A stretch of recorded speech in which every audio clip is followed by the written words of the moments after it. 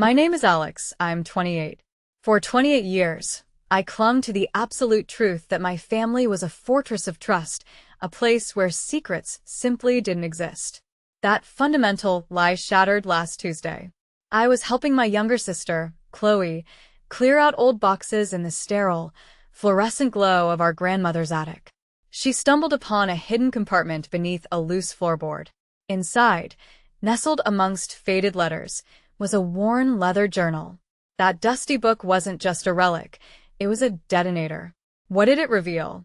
Not just infidelity, but a decades-long scheme to control our family's entire inheritance, a secret adoption, and a chilling, coded reference to the accident that took my father's life. In less than an hour, my entire perception of who we were, what we owned, and why my father died imploded. The architect of this elaborate deception? My grandfather, who, even now, sits in his armchair downstairs, peacefully sipping tea, utterly oblivious that his carefully constructed legacy is about to crumble into dust. Before I tell you what happened next, if you enjoy stories about justice and family boundaries, take a second to like and subscribe, but only if you genuinely connect with this story. Where are you watching from right now? And what time is it there? Drop a comment and let me know. My name is Megan Brooks. I'm 32 years old, and for the past 9 years I've worked as a forensic accounting consultant in Boston. The kind of person companies call when money disappears and nobody wants to admit where it went. I built my career tracing hidden transfers, fake invoices, shell accounts, and financial lies. But nothing prepared me for the email my own mother sent me at 6:17 on a Monday morning. The subject line was simple: "Enjoy your new life." I opened it while standing in my kitchen, still half awake, one hand around a mug of black coffee, expecting another guilt trip about why I never helped enough. Instead, I read, "Your brother and I took your $450,000 savings and moved to Paris. Enjoy being broke." For a second, I didn't breathe. I read it again, slower, as if the words might rearrange themselves into something less cruel. They didn't. Attached was a photo of my mother in sunglasses outside a Paris cafe, smiling like she had won a prize, and beside her stood my brother, Tyler Brooks, holding a glass of champagne. He could never have afforded. Under the photo, she wrote one more line: "Maybe now you'll earn money. Does it make you better than family?" My fingers went cold. The coffee slipped from my hand and shattered across the floor, but I didn't move. Because what my mother didn't know, what neither of them knew, was that not every account they touched belonged to me.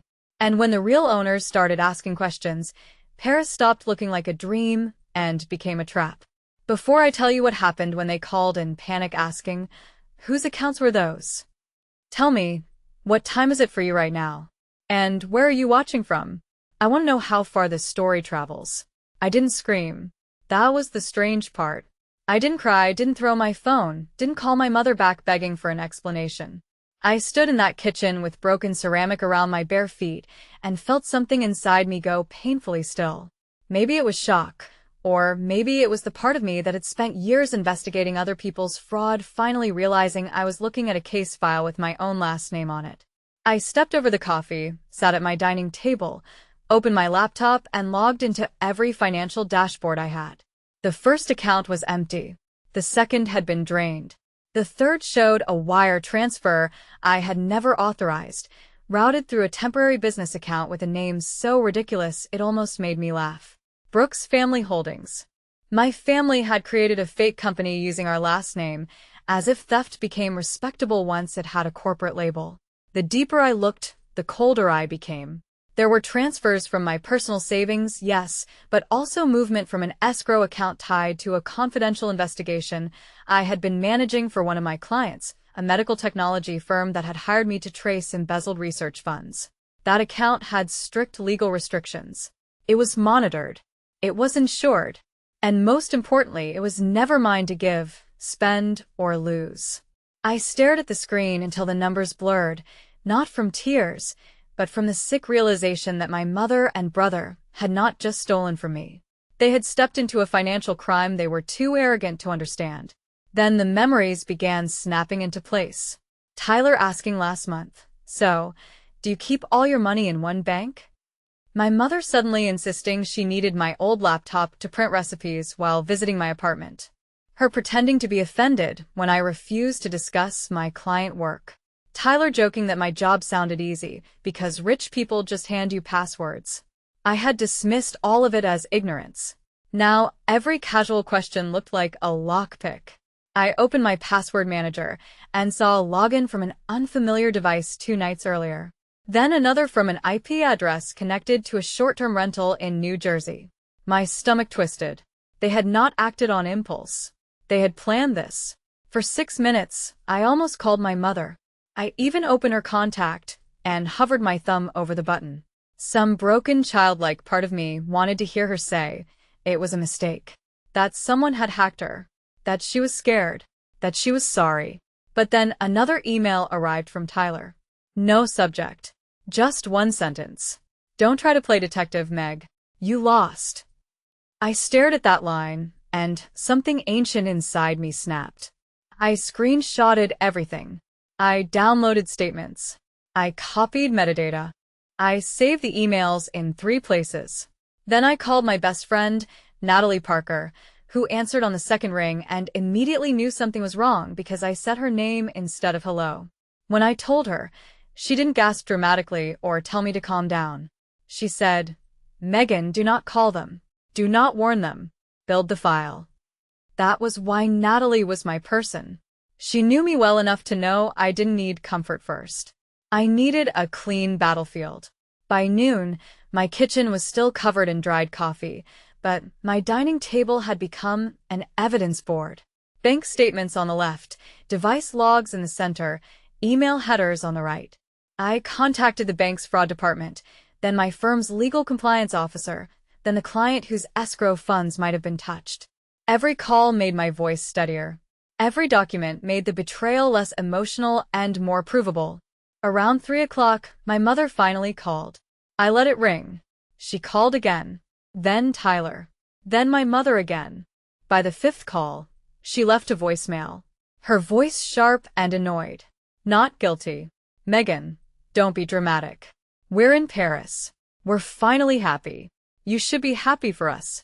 I played it twice. Not because I enjoyed the pain, but because I wanted to remember her tone. She didn't sound like a mother who had stolen her daughter's future.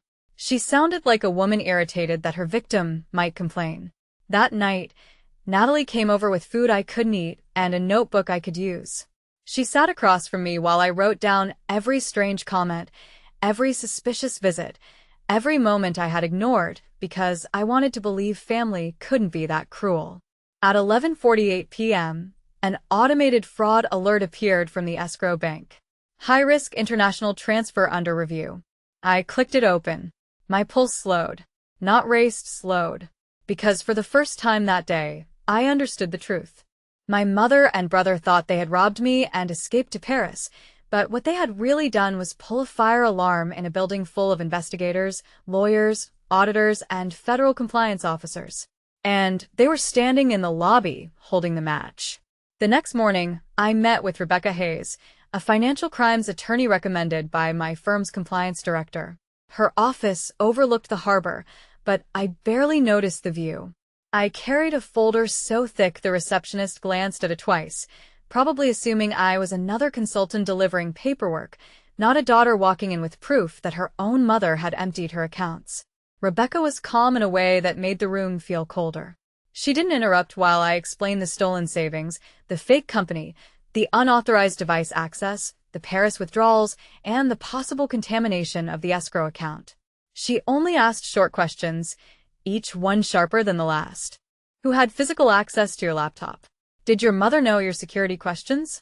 Did your brother ever receive mail at your address? Were any client funds actually transferred out or only accessed?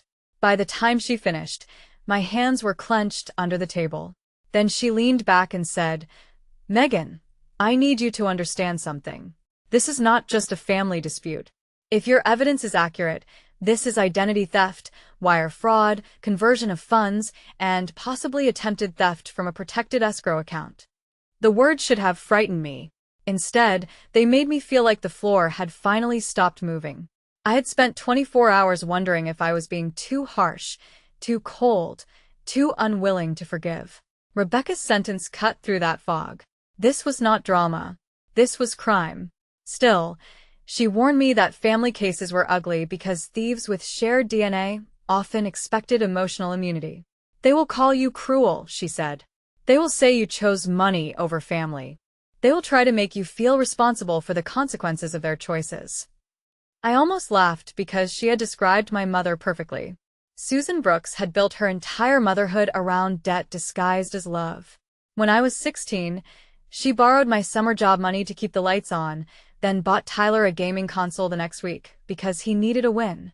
When I was 21, she cried until I co-signed a small loan for her, then missed 3 payments and told me bad credit would teach me humility.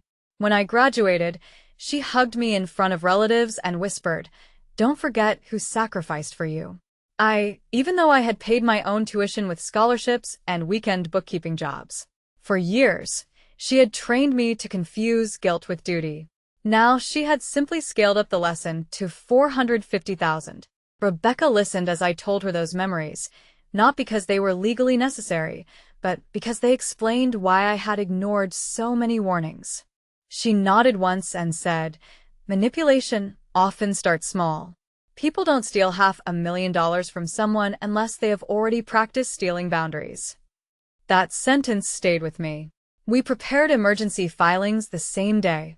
Fraud reports, bank disputes, preservation letters, a temporary restraining order against further account activity, and a civil complaint naming Susan Brooks and Tyler Brooks as defendants. Rebecca also contacted the escrow bank's legal department to separate my personal loss from the client's protected funds, proving I had reported the issue immediately and had not authorized any movement. That part mattered. My career depended on trust, and my mother had put her hands not only around my money, but around my name. By evening, the first freeze went through. The fake Brooks Family Holdings account was locked. 2 international cards linked to it were suspended. A luxury apartment booking in Paris failed payment authorization. I knew because Tyler texted me 20 minutes later. "What did you do?" I didn't answer. Then my mother sent a photo from a restaurant. White tablecloth, gold lighting, tiny plates arranged like jewelry with a message. "You can freeze cards, but you can't freeze family. Stop embarrassing yourself." I forwarded it to Rebecca. She replied with 3 words. "Excellent. More evidence." That became my rhythm. They insulted me. I archived it. They threatened me. I timestamped it. They posted vacation pictures. I saved them. On social media, they pretended Paris was a fresh start. My mother captioned one photo, "Finally free from toxic people." Tyler posted, "Some of us know how to enjoy life instead of hoarding money." Their friends liked the posts. A cousin commented, "So happy for you." I stared at that comment longer than I should have, realizing my family had probably told everyone I was selfish, unstable, maybe even abusive. For one painful hour, I wanted to defend myself publicly. I wanted to post screenshots, statements, proof. Natalie talked me out of it. "Let the court be your comment section," she said. So I stayed silent.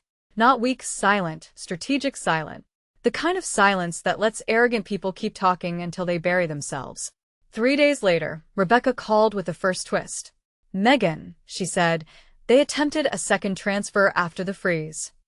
My mother and brother, apparently furious that their card stopped working, had tried to move another block of money through the fake company into a French banking app using my stolen identity documents. But because the fraud alerts were active, the transaction triggered a compliance review. The bank now had them on record attempting to access restricted funds after formal dispute notices had been filed. "That's bad for them," Rebecca said. I looked at the family photo on my bookshelf, the one where my mother had her arms around both of us at a 4th of July barbecue years ago. For the first time, I didn't feel sadness when I looked at it. I felt recognition. That picture was not proof of love. It was proof that sometimes the people smiling beside you are only waiting for the right moment to take what you built. The first real confrontation came 4 days after the freeze. At 2:03 a.m.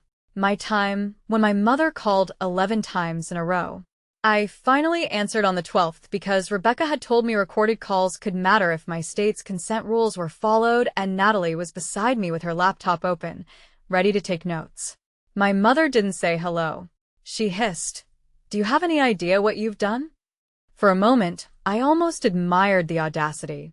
She had stolen my savings, fled the country, mocked me in writing, and now she sounded wounded because consequences had arrived earlier than expected. I asked, "Are you calling to return the money?"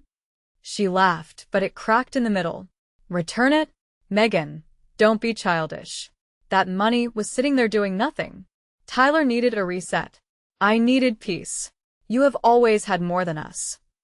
I looked at Natalie, who closed her eyes like she was physically holding back rage. "You stole from me," I said. My mother's voice sharpened. "You abandoned us first. You moved to Boston, got your fancy job, started acting like you were above your own blood. You think because you understand spreadsheets, you understand life. Family shares. Family asks." I said.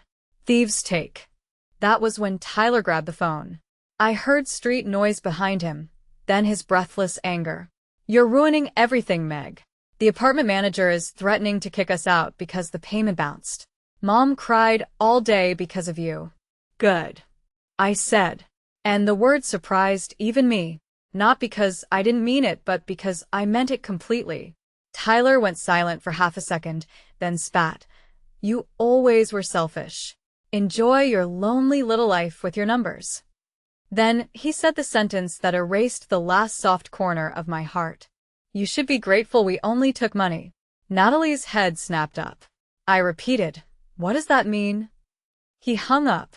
I sent the call summary to Rebecca immediately. By morning, my phone was flooded. My Aunt Denise texted, "Your mother says you stranded them overseas." A cousin wrote, "Whatever happened, don't involve police. She's still your mom." Someone else sent a Bible verse about forgiveness. Not one person asked what she had done. Not one asked why my mother was in Paris with my stolen money. That was the second betrayal. The chorus of people who preferred a quiet victim over an exposed criminal. I answered no one. Rebecca advised restraint. Natalie advised stronger language, but admitted Rebecca was probably right. Over the next week, Susan and Tyler's messages became less arrogant and more desperate. First, Susan claimed the money was a family emergency fund. Then she claimed I had verbally promised it to her. Then she said I was mentally unstable and had forgotten. Tyler sent screenshots of declined transactions like I was customer support. "Card declined again," he wrote. "Fix it." When I ignored him, he sent a selfie from outside a closed bank branch in Paris with the caption, "Hope you're proud." I was. Not loudly, not cruelly, but yes, I was proud that for once in my life I had not rushed to rescue people who were drowning in a pool they filled themselves. The panic call from the hook came on a Thursday. I was at Rebecca's office reviewing affidavits when my phone lit up with Tyler's name. I put it on speaker. His voice was thin, almost childish. Whose accounts were those? Rebecca's pen stopped moving. I asked, "What are you talking about?" My mother was crying in the background. Tyler said, "The bank people said some of the money wasn't yours. They said legal department. They said corporate escrow." "What the hell did you do, Megan?" I leaned back slowly. There it was. The moment arrogance met vocabulary, it could not bully. "I didn't do anything," I said. "You accessed accounts you didn't understand." My mother came on the line, sobbing now. "Megan, listen to me. We didn't know. We thought it was all yours." Rebecca wrote something on a yellow legal pad and turned it toward me. "Do not explain." I followed it. "You need an attorney," I said. My mother's crying stopped instantly. "How can you say that to me?" "Easily," I replied. "You need an attorney." She began pleading then, switching masks so fast I could almost hear them drop. First anger. "You ungrateful little monster." Then guilt. "I gave birth to you." Then fear. "They said there could be charges." Then manipulation. "If you loved me, you would fix this." The old Megan might have broken at that sentence. The old Megan might have apologized for bleeding on the knife. But the woman sitting in that office had spent the past week reading proof. "I did love you," I said. "That was never the problem. The problem is you thought love made me easy to rob." I ended the call. My hands trembled afterward, but not from weakness. They trembled because I had finally closed a door my mother had spent my whole life keeping half open with guilt. The days before the hearing felt less like waiting and more like watching a storm choose a direction. Rebecca filed for emergency civil relief. The banks completed their internal reviews. And my client's legal team confirmed that no protected funds had permanently left the escrow structure, though the attempted access had been documented and referred for further investigation. That saved my career, but it did not soften the damage. I still had to explain to my firm why my stolen identity had been used in an attempt to touch client-linked accounts. I sat in a glass conference room with 2 partners, a compliance officer, and an HR representative while they asked careful, formal questions that made me feel both supported and exposed. I answered everything. I showed timelines. I showed the police report. I showed Rebecca's filings. At the end, one partner, a quiet man named Daniel Mercer, closed the folder and said, "Megan, you did exactly what you were supposed to do." I held myself together until I reached the elevator. Then I cried. Not because I was weak, but because being believed after betrayal feels almost as overwhelming as the betrayal itself. Natalie met me downstairs and walked with me through the cold Boston air without trying to fix anything. That was her gift. She knew when silence was kinder than advice. Meanwhile, Paris was collapsing for Susan and Tyler. The luxury apartment canceled their extended booking after the frozen payment. The restaurant charges were reversed pending investigation. Their French banking app locked them out. Tyler's employer, a regional sales company back in Ohio, learned he had left the country without approval while pretending to work remotely from home. He was fired by email, which felt poetic in a way I tried not to enjoy too much.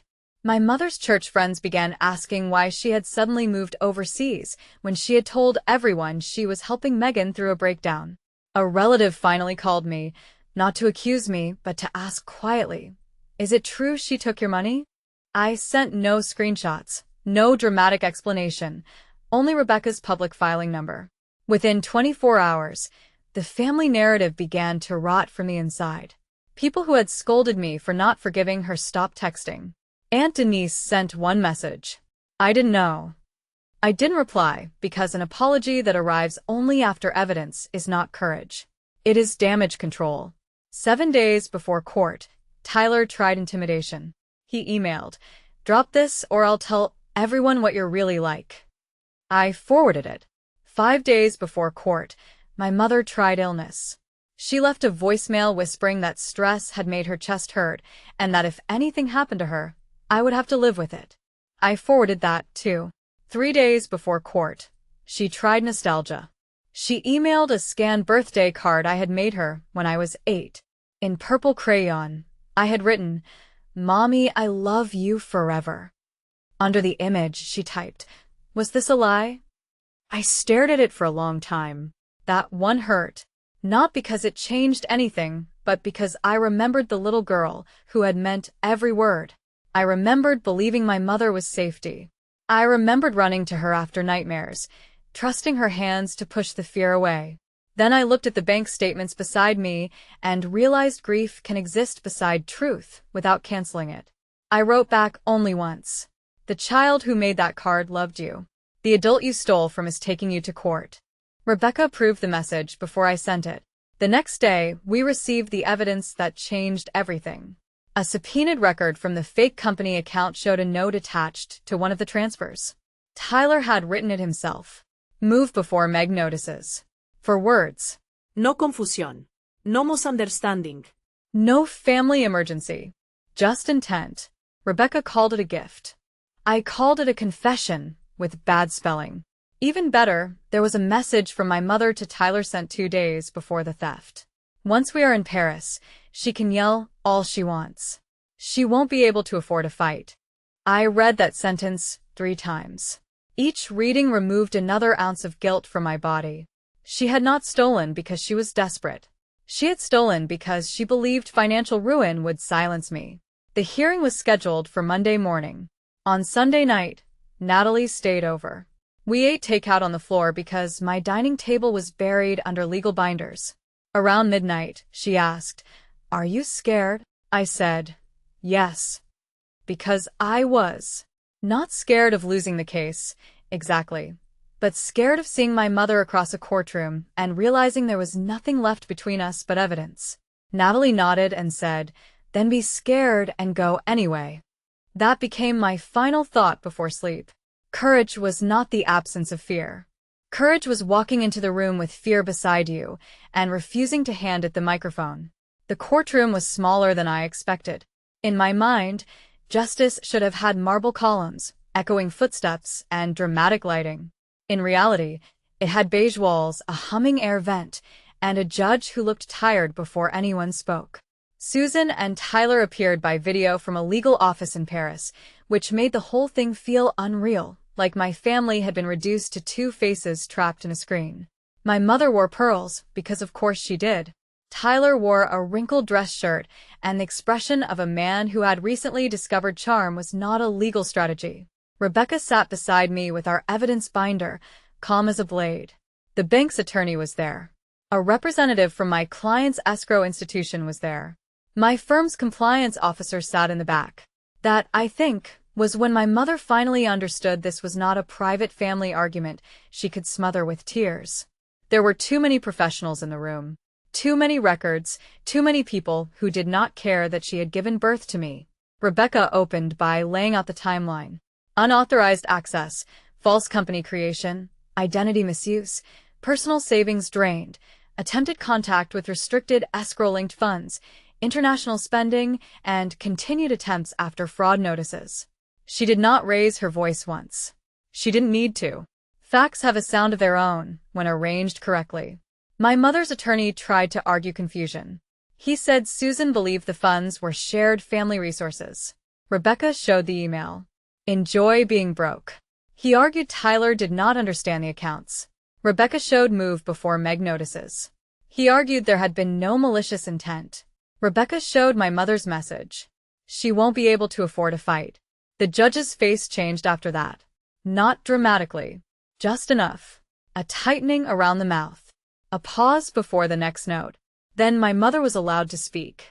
She leaned toward the camera, eyes wet, voice trembling in the exact tone that had once made me fold instantly. Your Honor, I am a mother. I made mistakes, but I was trying to help my son. Megan has always been successful. She has everything. Tyler has struggled. I thought as a family we could balance things. Balance. That was the word she chose for theft. I felt heat crawl up my neck, but Rebecca touched my wrist under the table, grounding me. The judge asked my mother whether I had given written permission to use the funds. Susan looked down.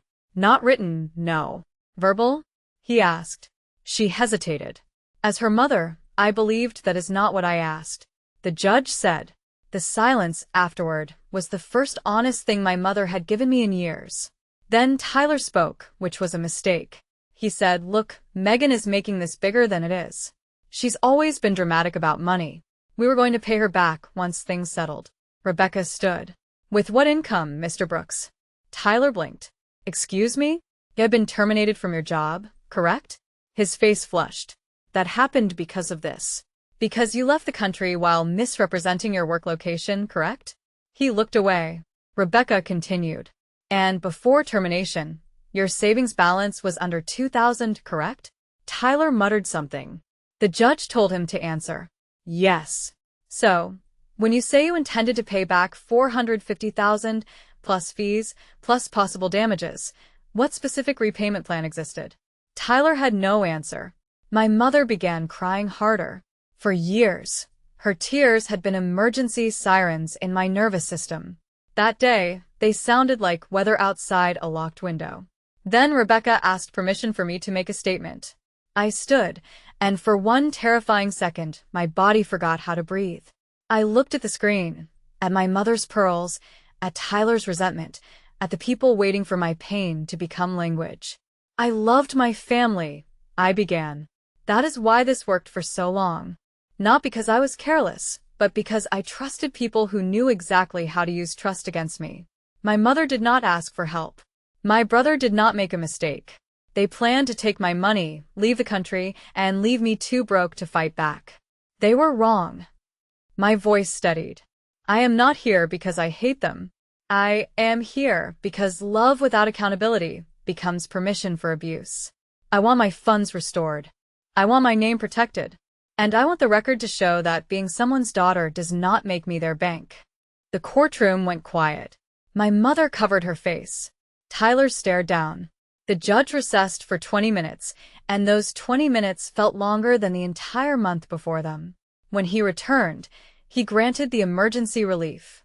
My personal funds were to be restored through available frozen assets, reverse transfers, and liquidation of properties Susan had used as collateral. The fake company would remain locked pending further proceedings. The attempted access to escrow-linked funds would be referred to the appropriate investigative authorities.